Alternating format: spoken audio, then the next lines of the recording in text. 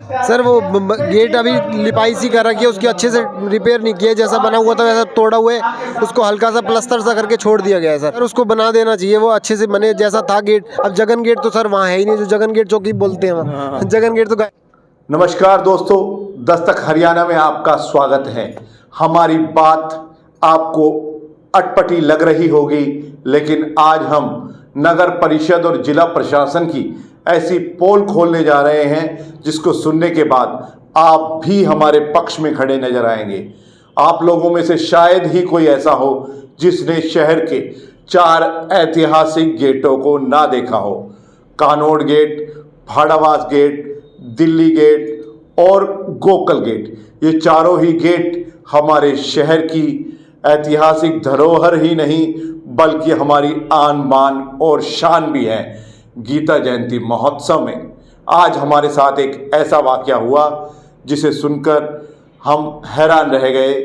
गीता जयंती महोत्सव में जैसे ही हम पहली स्टॉल पर पहुंचे तो वहां पर हमारे ऐतिहासिक गेटों के मॉडल लगे हुए थे। उन मॉडल में 3 गेट बने हुए थे, लेकिन चौथा गेट गायब था।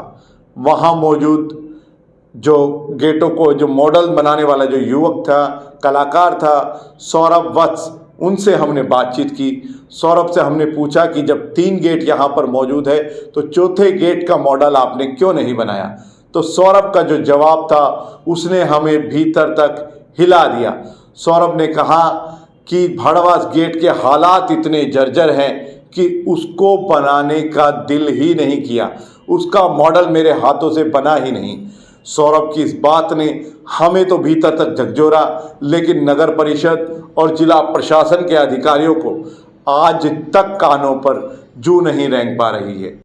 आइए याद करते हैं 2 साल पहले का वो वाकया जब भाड़ावास गेट का एक हिस्सा टूटकर नीचे गिर गया था और उसकी चपेट में आने से मोटरसाइकिल सवार व्यक्ति की मौत हो गई थी।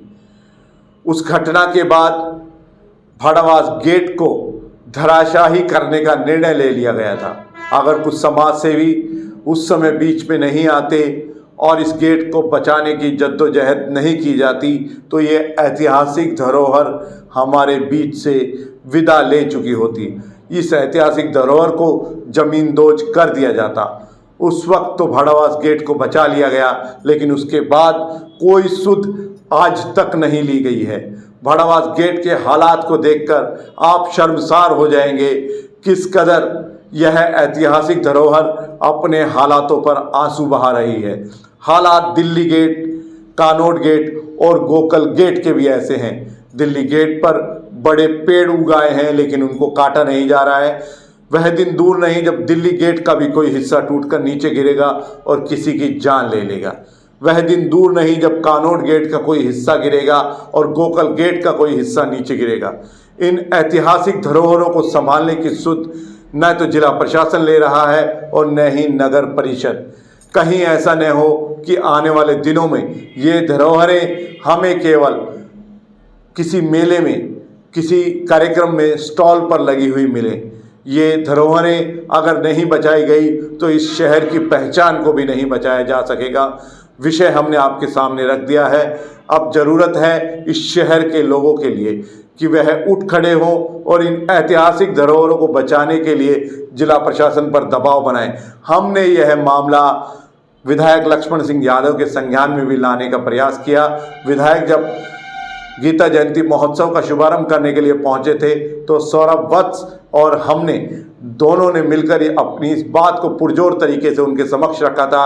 विधायक ने अतिरिक्त उपायुक्त को आदेश भी दिए हैं कि जो ऐतिहासिक धरोहरें हैं उनकी मरम्मत करके उन्हें पुनः उसी अवस्था में लाया जाए, उन्हें पुनः सजाया जाए, उन्हें पुनः संवारा जाए। लेकिन देखना यह है कि विधायक के इन आदेशों का जिला प्रशासन पर और नगर परिषद पर कितना असर हो पाता है। रेवाड़ी की ऐतिहासिक धरोहर को लेकर यहाँ पर आए हैं गीता जयंती महोत्सव में। हमारे साथ हैं सौरभ वत्स। आइए हम परिचित करा देते हैं सौरभ वत्स की उन कलाकृतियों से जो सबसे ज्यादा आकर्षण का केंद्र बनी हुई है। रेवाड़ी में वैसे तो वर्तमान में 4 गेट हैं, लेकिन सौरभ वत्स ने यहाँ 3 गेट बनाए हुए हैं। ये आप देखेंगे, ये कौन सा गेट है सौरभ? ये गोकल गेट। ये गोकल गेट है। आप देखेंगे ये कानोड़ गेट है, जो कानोड़ गेट बना हुआ है सर्कुलर रोड पे।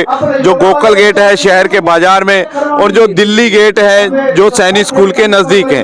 3 गेट सौरभ ने बनाए हैं, और सौरभ की और भी बहुत सारी कलाकृतियां हैं, उसके बारे में भी जानेंगे। एक चौथा गेट सौरभ ने नहीं बनाया, भाड़ावास गेट, उसके बारे में भी सौरभ से बात करेंगे। सौरभ क्या क्या पूरा बनाते हैं आप? सब चीज़ बनाते हैं सर। मैं जैसे कि स्ट्रिंग आर्ट में बनाता हूँ, ये मंडला आर्ट वगैरह बनाता हूँ, कृष्ण जी की नाथ द्वारा की पेंटिंग वगैरह बना रखी है। गेट बनाए हैं हार्ड बोर्ड के अंदर, MDF बोर्ड में ये पेंटिंग जो बना रखी है सब मेरी बनाई हुई है। तो सौरभ किस चीज से बनाते हैं? जैसे ये गेट्स आपने बनाए हैं, ये किस चीज से बनाए? ये MDF बोर्ड की प्लाई वगैरह लेके यूज करके उसके साथ बना रखे गत्ते वगैरह। तो हूबहू जैसे गेट है, आपने तीनों गेट अलग डिजाइन में बने हुए हैं। ये पहली बार यहाँ रेवाड़ी के लोग रोज देखते होंगे, पता चला है कि तीनों गेट का डिजाइन अलग अलग है। वो कैसे आपने पूरा? सर ऐसा ही मैंने देखा था फोटो में, वहां से क्लिक करके लाया। जो प्रेजेंट टाइम में गेट बने हुए हैं वो वैसे बना रखे हैं मैंने जी।